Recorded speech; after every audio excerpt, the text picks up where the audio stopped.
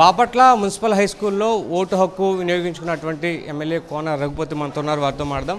Sir, ఉదయం నుంచి కూడా ఈ సెగ్మెంట్లో కావచ్చు, ఈ బూతులన్నిటి కూడా కిక్కిసిపోయాయి. భారీ ఎత్తున ప్రజలందరికీ వచ్చి ఓటర్లందరికీ వచ్చి ఓటు వినియోగించుకున్నారు. ఈ స్థాయిలో ఎవరు కలిగి ఉన్నారు, ఏమంటారు?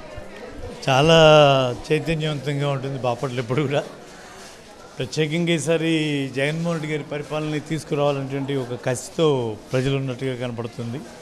ఆయన చేసినటువంటి ఒక సుపరిపాలన, ప్రత్యేకంగా బాపట్లకి ఆయన ఇచ్చినటువంటి ఒక జిల్లా, బాపట్ల జిల్లా మా అందరి కళ.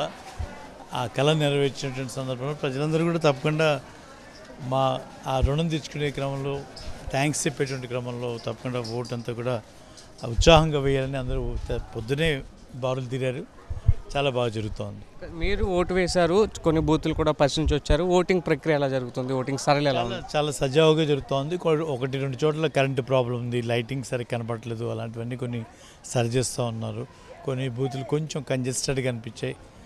వాటి ఉన్నంతలో వాటిని కూడా సరి చేయడానికి ట్రై చేస్తూ ఉన్నారు. లాస్ట్ టైం ఈ జిల్లాలో ఓవరాల్గా చూస్తే 85% పైగా ఓటింగ్ పర్సంటేజ్ నమోదైంది. ఈసారి ఎంత రీచ్ అవుతారు అనుకుంటున్నారు? అంత తగ్గట్టుగా ఏమైనా ఏర్పడి దాదాపు కుడిడంగా అలాగే ఉంటుంది. ఓటర్లకి ఏం చెప్తారు అంటే, ఈ సందర్భంలో రాజకీయాలు సరికాదు కానీ ఓటు హక్కు గురించి కానీ, ఓటు వేసే విధానం గురించి కానీ, కొంతమంది యూత్ ఇంకా బయటికి రాని పరిస్థితి ఉంది, వాళ్ళకి ఏం చెప్తారు? వస్తారు, పొద్దుగులు ఎండాకాలం కాబట్టి ముందర పెద్దవాళ్ళు ఎక్కువగా బాలు తీరారు.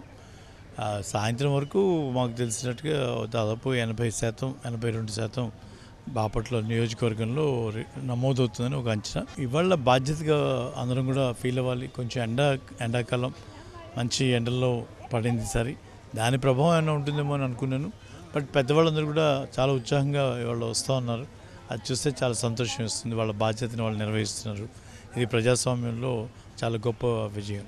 ఇది ఎమ్మెల్యే కోన రఘుపతి చెప్తున్నారు. ఖచ్చితంగా ఉదయం నుంచి కూడా చాలా చైతన్యవంతంగా ఓటర్లందరూ కూడా వచ్చి ఓటు హక్కు వినియోగించుకుంటున్నారు. ఖచ్చితంగా లాస్ట్ ఇయర్ ఏదైతే ఉందో, లాస్ట్ టైం ఎలక్షన్ జరిగినప్పుడు 85% వరకు ఇక్కడ పోలింగ్ నమోదైంది. ఈసారి కూడా ఇంచుమించుగా ఆ శాతం వరకు పోలింగ్ నమోదవుతుందని చెప్తున్నారు. మరోవైపు వేసవి కావడంతో పెద్ద వయసు వారందరూ కూడా ప్రస్తుతానికి వచ్చి ఓటు చేస్తున్నారు.